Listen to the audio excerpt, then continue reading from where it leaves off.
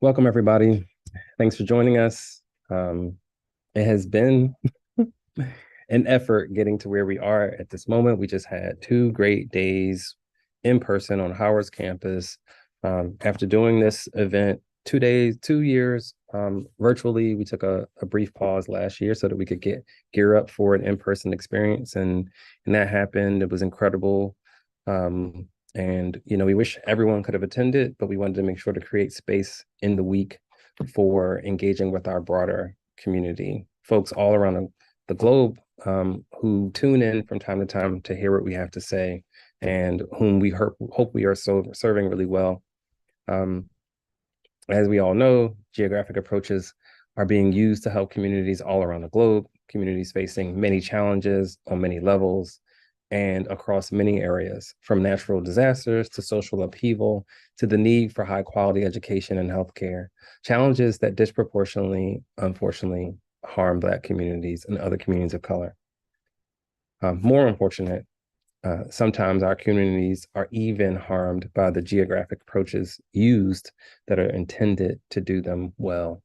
So our homecoming event brings together our global community of Black GEO students, educators, professionals, and our allies to promote Black representation in all things GEO and to ensure that the practices across the entire breadth of what it means to do geography-related work, making sure that those practices themselves are equitable. So the 3 words that are the essence of our theme, resilience, resistance, and empowerment, also embody the strength, the determination, and the courage that defines and fuels our organization's pursuit of racial equity in geography and in GIS. I want to quickly acknowledge our host at Howard University, who took care of us yesterday and the day before for our 2 days in person, and our host stay at the National Academies of Sciences Gulf Research Program. And to deliver something like this, it takes time and energy and resources, and we're excited to say that we had help from our allies and our colleagues in geography and the sciences more broadly and in GIS. Our sponsors were crucial to amplifying our mission and to enabling us to unite our community and to deliver this experience at no cost to any of you. So folks, and first and foremost, we want to give a special acknowledgement to the National Geographic Society. Their early support was instrumental in elevating our platform and extending our reach and allowing us to deliver this experience again at no cost. The Society's commitment to exploring and protecting our planet and illuminating its wonders align deeply with our mission of a racially just world through a racially just geography. Their contribution goes far beyond financial support. It's a testament to the shared belief that both of our organizations have in the power of geography to create meaningful change. We appreciate all of our sponsors, from the National Academy's Gulf Research Program to Hope and Heal Fund, Mapping Black California, and Spatial GIS. Their contributions have been vital. Each of our sponsors is, in their own unique way, is a part of the fabric of our mission. They help us to weave a tapestry of change and progress, not just in our immediate communities, but in the broader world where we feel the impact of geography and where we need to feel the impact of racial equity. You all who show up and attend live and even attend asynchronously by looking at our recordings, we want to acknowledge your support as well. Each of you is a sponsor in your own way. By participating, by sharing, and by contributing to this dialogue, we're all sponsoring a future where geography is a tool for justice and equity. And I've said that a bunch, but over the course of this day, we'll talk more about what that means. But I'm excited to introduce to you someone who means a lot to me personally and professionally, Deborah Grayson. She's going to be talking to you about some exciting things from National Geographic, and I want to spend a little bit of time just letting you know a bit more about her. So with more than 20 years of education experience and a variety of leadership roles, Deborah brings a wealth of experience, insight, and passion to this discussion around the discussion around the conference theme of resistance and resilience. She is charged with amplifying and extending the work of the National Geographic Explorers into classrooms, into communities, and with young people. And she does so in support of the Society's mission. And as you can imagine, geography is very close to home for Deborah and for her colleagues at the Society. She'll provide some insights into the organization's current and future initiatives, as well as how they're helping shape the discourse in and around geography and how it can help create positive change in our communities around the globe. We hope today's discussion will serve as a catalyst for future collaborations, innovation, and really importantly, action as we work together to harness the power of geographic knowledge for the benefit of our community and beyond. And with that, I want to invite Dr. Deborah Grayson to the virtual stage.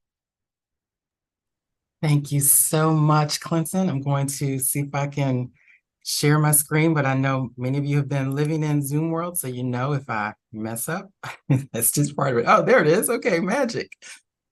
Excellent. Thank you.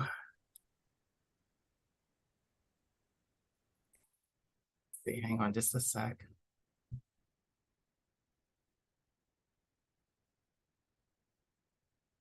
All right.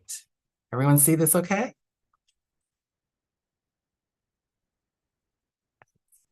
So again, thank you, Clinton, for your warm introduction.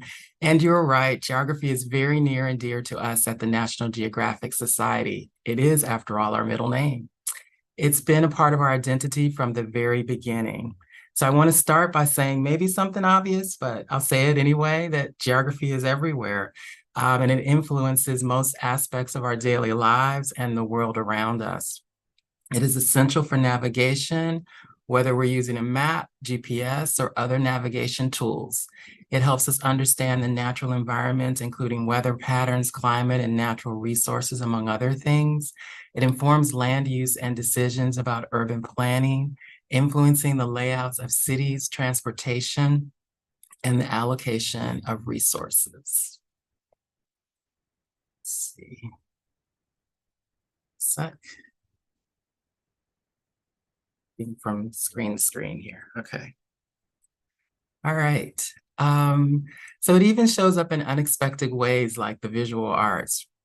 I think about Jacob Lawrence's migration series and how his ambitious 60-panel series portrays the Great Migration, the movement of over 1 million African Americans out of the rural southern United States to the urban Northeast, Midwest, and West between 1910 and 1970. This is depicted here on the screen in panel number 1 from the series. Through his work, Lawrence found his way to tell the story about Black American migration, exploring themes of adversity, hope, and triumph. The son of Southern migrants, his works were personal, depicting symbols of movement across landscapes, home, work, and environments. Geography plays a significant role in his art and serves as a lens through which audiences can explore complex themes of identity, culture, and history. Lawrence's work helps create a sense of place and celebrates the diversity and resilience of Black communities, the very topic we're here to discuss today. It is truly a pleasure for me to be with you virtually to explore the conference's themes of resilience and resistance in Black communities, and to illustrate how geography provides us with tools and knowledge to understand the world, make informed decisions, and navigate the complexities of everyday lives.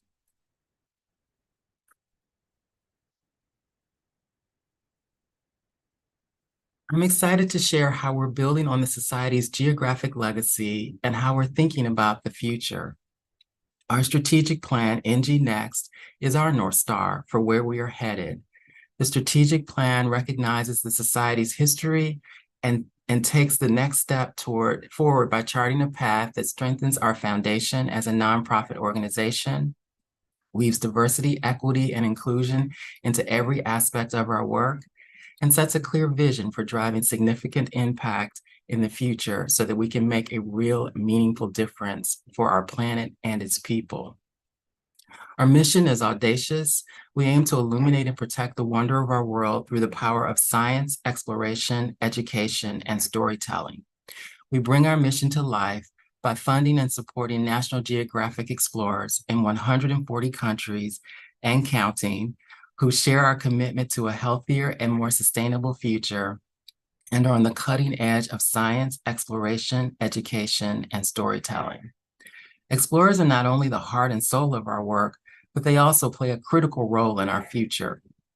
They are dedicated to driving meaningful change and solving our planet's greatest problems through a common approach, one that sparks curiosity and emphasizes a shared sense of purpose and responsibility. It's an approach that harnesses their unique perspectives to wholeheartedly pursue bold ideas, even in the face of challenges. We call this the explorer mindset.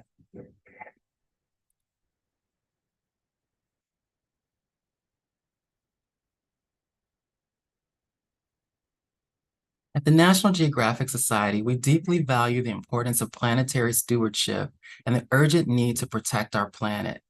Of equal importance is our belief that when people understand our world and have an emotional connection to its natural and cultural wonders, they'll take action to support and protect them.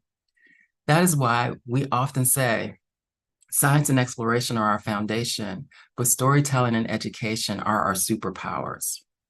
In my role as Chief Education Officer, I have the distinct honor of realizing one of those superpowers by connecting educators and learnings with the work of our National Geographic explorers and their projects, findings and perspectives in order to spark curiosity and inspire them to learn about, care for, and protect our world.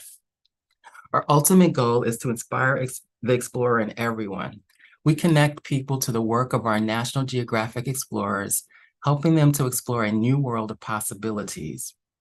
This is the basis of the education team's Explorer Mindset Learning Framework, where we encourage young people to think like an explorer, to adopt the attitudes, skills, and knowledge that enable them to transform inspiration into positive actions to protect their communities and the planet. We're taking an intentional, interdisciplinary, and globally inclusive approach to our work and centering our efforts on the work explorers do in the field and around the world.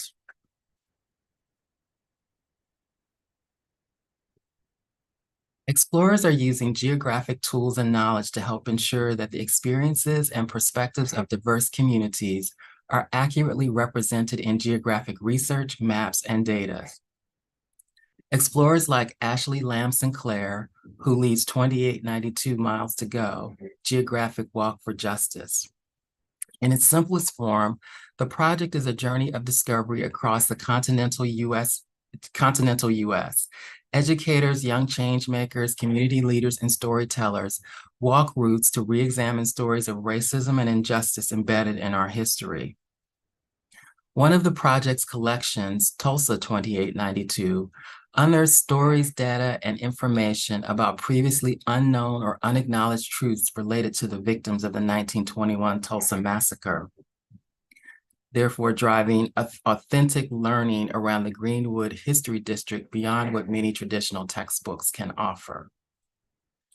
And Candace Taylor, a cultural documentarian working on the project Mapping the Green Book on the travel guide, based on a travel guide published by New York City mailman Victor Green from 1936 to 1967, for Black people so that they could identify services and places that were relatively safe for them as they traveled during a time of legally prescribed discrimination against us.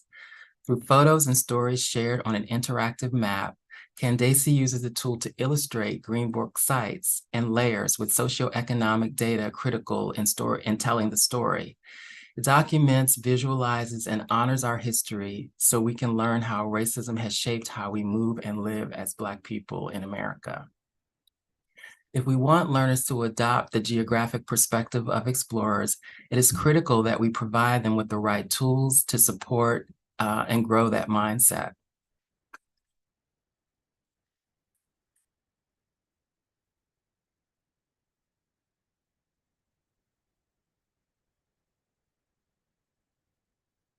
Another way the Education Division helps advance the society's mission is through the cultivation of long-standing partnerships like the one we have with Esri, a global leader in geographic information systems. Nearly 25 years ago, we worked together to put the first GIS Day on the map as a part of Geography Awareness Week, and our shared commitment to fostering geographic understanding continues today. Happy GIS Day, folks.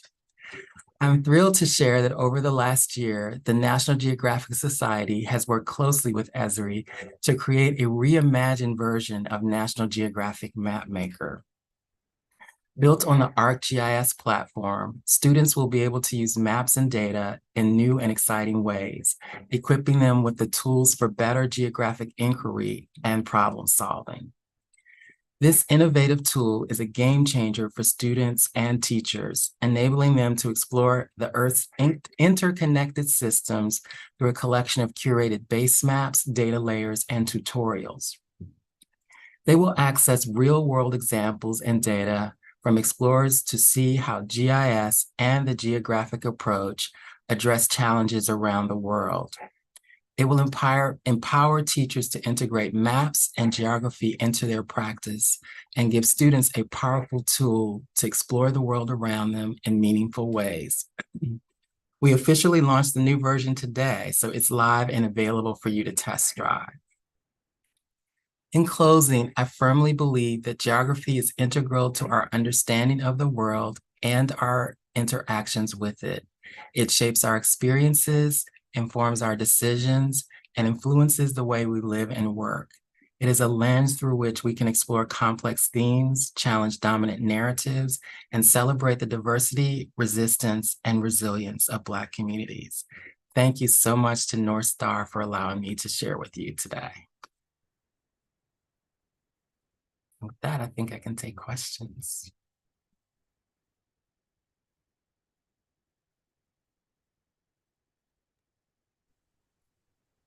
Thank you so much, Deborah. That was a really insightful presentation. By the way, if you're able, folks are asking if we will turn on our video. I forgot to do that for the Yeah, first portion. mine isn't working, so I Oh, didn't mean okay. to be a phantom. I can't turn on the video. Okay. We'll see if we can figure that part out. Okay. But are there any questions from the audience? The Q&A should be available to folks. Let's see.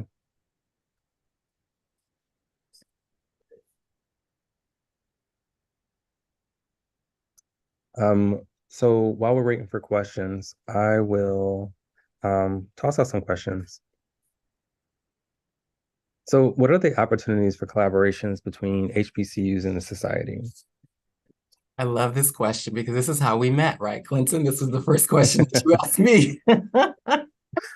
So while we're in the early stages, that's a great question. While we're in the early stages of developing our new higher ed strategy here at the society within the education division, our goal is to work with scholars and researchers who will utilize geography and the geographic approach in their work.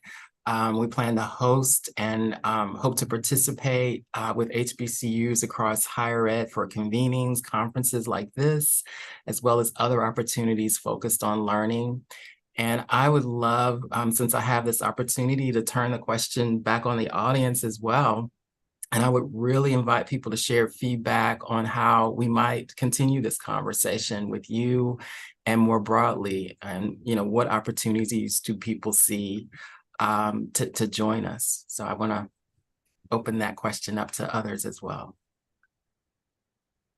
Yeah, I know there's a lot of folks in our audience generally who either are um, from HBCUs or are great supporters of HBCUs. So I'm curious, any thoughts from the audience on some of those opportunities? We absolutely want this to be much more of a conversation among our community than just us speaking out. So if you have any thoughts on that, put them in the Q&A. And I'm not sure if it's possible, if raise hand is a thing, you can do, feel free to do that.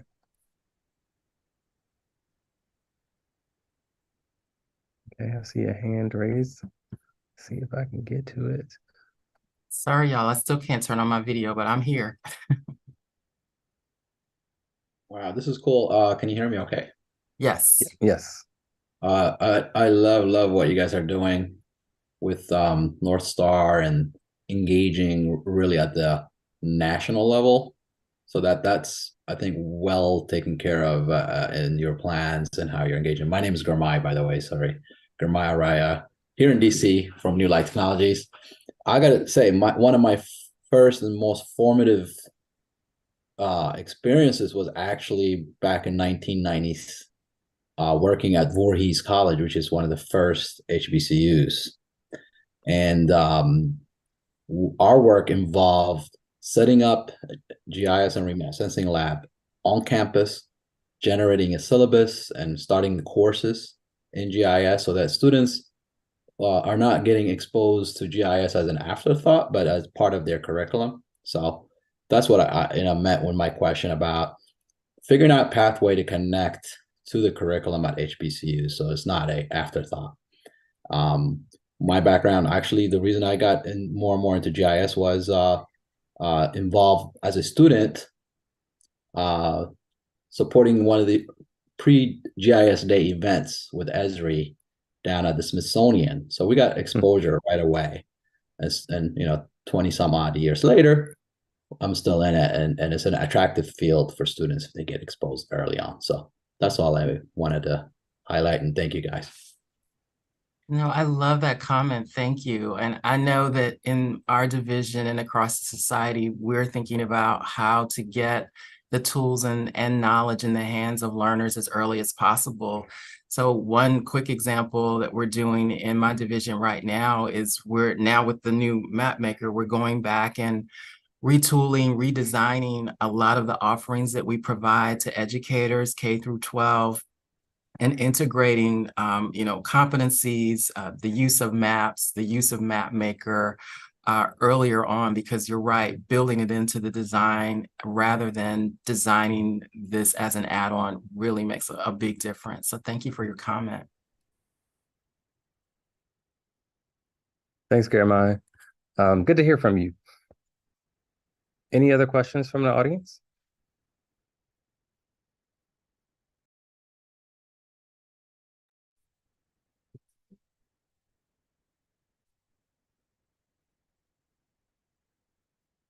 Okay, well, while you all think about more questions to ask, I have another question. Let me see here. This is a question that lots of people have asked me. Would love to create space for you to answer it, but how do you become a National Geographic explorer?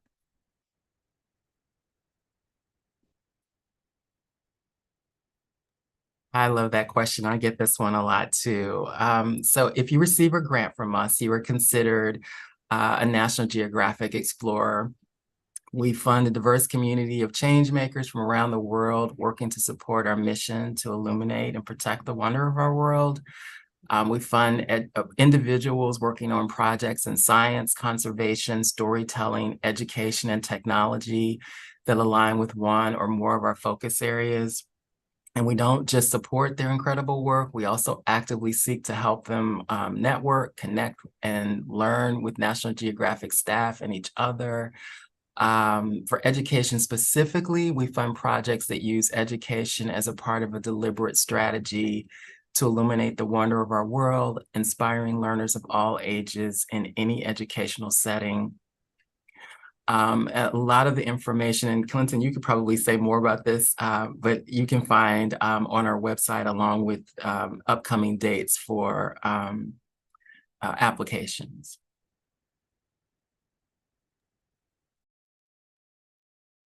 Great, thanks for that answer. I see, Dawn, you have your hand raised. Feel free to come on camera, come off mute, and share your question or your thoughts. Oh, thank you so much, Clinton. Deborah, I absolutely loved your presentation. Thank you so much. And what I wanted to, excuse me, what I wanted to share, excuse me, it's 6 a.m. here and I'm not quite here. In terms of the HBCUs, there are other programs that are at universities that are not really considered HBCUs, but they have some wonderful programs for Black, Brown, and other people who are not represented as they might be in geography and in exploration. And I just wanted to highlight to that end at Towson University, just north of Baltimore, there is a fantastic program called the Hill Lopes Scholars Program. It's a women in STEM program with a lot of young Black women who are doing some wonderful work across the sciences. And that program is looking for connections, especially to National Geographic and to other organizations. So I wanted to just add that as an additional ingredient as well. And I'll put the information about them in the chat. And thank you so much. Oh, thank you, Dawn. I'm just smiling. And of course, you name a university that's right in my backyard. That's like 45 minutes north of me. So I am on it. Thank you for that lead. How could I not know that? But I'm glad that you shared that. Thank you. And thanks for getting up so early.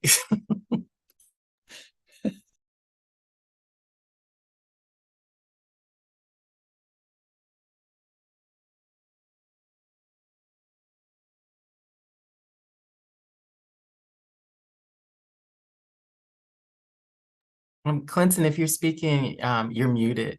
Hilarious. I see a question in the chat from Marcus. I'll say it aloud, and if someone could give Marcus permission to talk, that would be good. But Marcus asked if you could speak to or say whether National Geographic has given attention to Black culture before, or is it becoming more common now? If I understand the question, there are a couple of ways I could interpret that, but what I would say is that over the last 25 to 30 years, there's been a greater emphasis on sharing about Black culture, especially within the last, I would say, decade or so. We've been evolving as a society. I think people know we've been in existence for 135 years. We've done some things extremely well. We've done some things that we needed to learn and grow from. With our new strategic plan and our new CEO, and my mention of NG Next earlier, I talked about it as our North Star. We've really placed greater emphasis on all communities of color, Black communities included, to emphasize the contributions, the work, the projects, the perspectives at the society. So it's not a new thing. But it's definitely something that we're leaning more into as we move forward. Thank you. If you can hear me. Sure. Thanks. Thanks for the question. I hope I got it, what you were asking. Oh, yeah. No. Yeah, you hit it. Yeah, you hit it on. I know that was kind of a bit vague, but yeah, yeah. Thank you. Sure.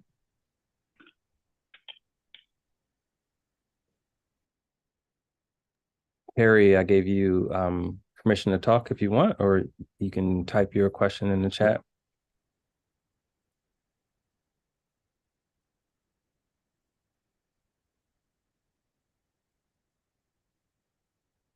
And you are muted still, Terry Chase.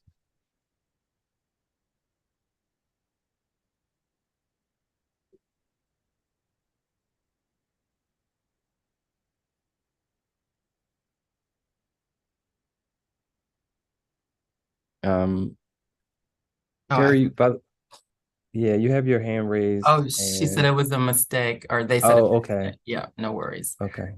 Yeah. I think while people are thinking about other questions, one thing I did want to hit on is some of our other programs that we make available at the Society for youth ages 18 to 25.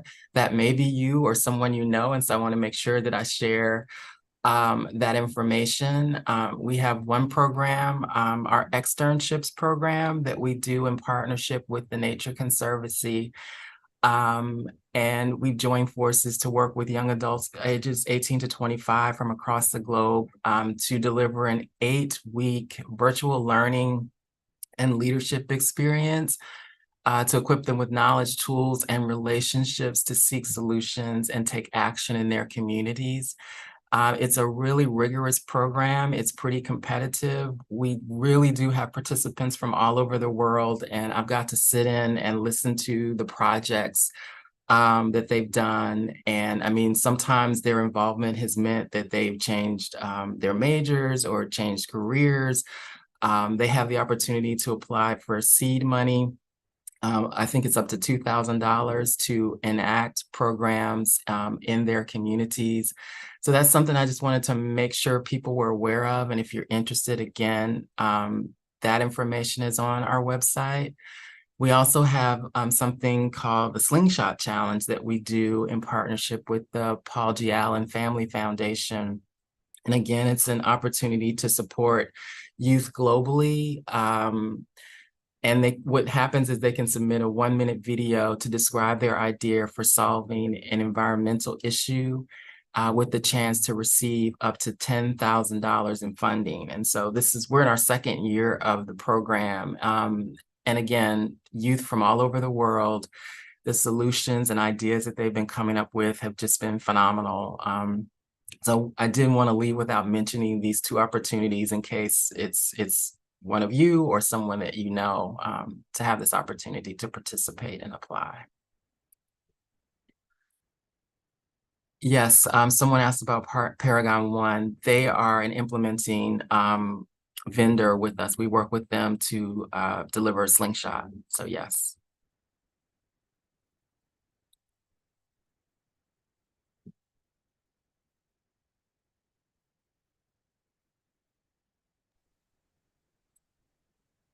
We need to reach out to Deidre. Oh, okay. Bejo has a question. Let me see. There we go. Hi, everyone. My name is Veronique Kuti, pronounced she, her. Thank you, Deborah, for everything you've shared so far. It's been a really great presentation. Thank you, North Star, for creating this space. I'm really happy to be able to be here. I just want to make a quick check, like I was having some internet issues. Can you all hear me good? Yes. Mm-hmm. Great. So, I always look at these opportunities that not only Nat Geo offers as being really, really, really great, and it provides a lot of networking. And my time in the US, so for context, I'm from Mauritius, an island east of Africa in the Indian Ocean. I'm the founder of Afrotech Fellowship for Women in GIS in Mauritius. And I'm also the founder of a geospatial equity consulting company. So, one of the challenges that any kind of application, not just from Nat Geo, has pushed for people that are from outside English-speaking countries is language. These applications can be quite challenging to write in a language that's not your first language, because although even I consider myself quite eloquent in English, writing an application is in itself, fundraising is a job, right? And I was wondering if there's any consideration for that internally at Nat Geo, and if that's a conversation, because I know it's not easy for people that English is not their first language to write these applications. And like the other part of this question also, for someone who might be in this situation, what would be your recommendation to them? Is there anyone they can contact to support them in their application process? Thank you so much. Oh, thank you for that question. It's an excellent question. I'm feeling like you've been looking over my shoulder. So we are indeed engaged in that conversation right now, because we are aware of, the challenges, the difficulties if, say, English is not your first language, or you just haven't had the opportunity, exposure, or experience to go through some of the lengthy processes that are sometimes involved in making applications. And so right now, as a society, we have been having conversations, and our program officers are thinking about what other ways, might we, what other things could we do to make the process more accessible and easier for global audiences. So I can't give you a specific answer right now, but this is something that we're very much involved in this moment right now, thinking through for how we do that. In terms of support, what I do know we do in the education division, and I suspect in the other programs as well, is we have information sessions and office hours where potential applicants can meet with the program officers in the different program areas here at the Society to get support around the application process, to understand the process. And I believe they give feedback as well. So that's what we have right now. But my hope is that we soon have multiple lanes or opportunities for applicants, for global applicants, so that it's not so heavily focused on English speaking or North American participants. So I hope that answered your question. It did. Thank you so much, Deborah. Thank you.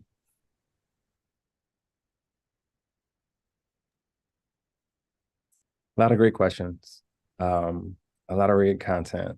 I'm really excited about the rest of this day. This, for us, is our opportunity to share content with our virtual audience.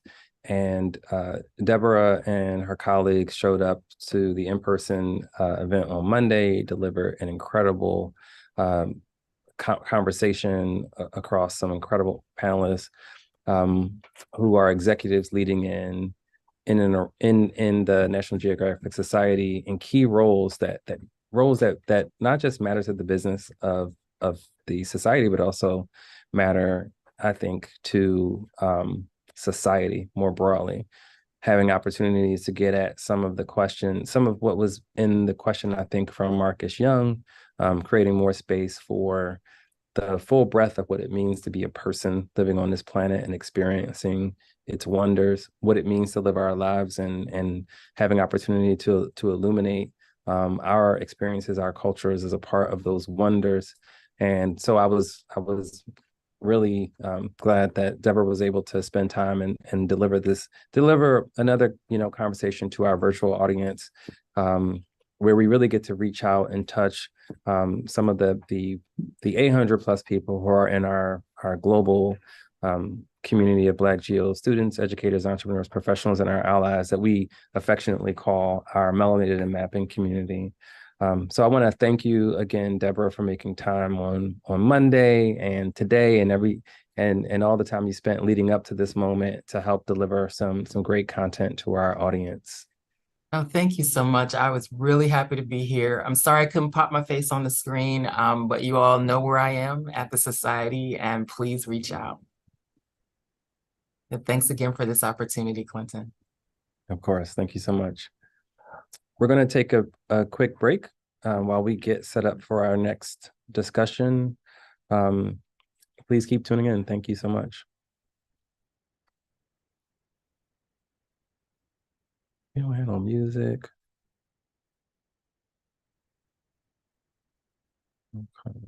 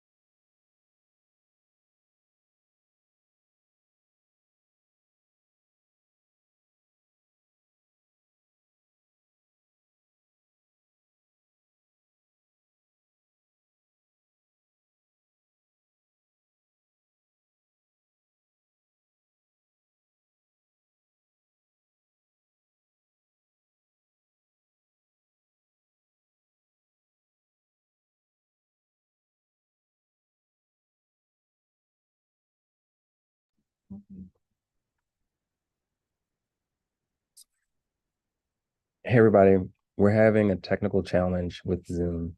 I'm going to have to ask everyone to log off, or I'm going to end the webinar in a couple of seconds, and then I'll start the webinar again. Please wait about 2 minutes, and then log back in. I'm ask the panelists to either log off or raise their hand if they understand what I'm saying before I do this.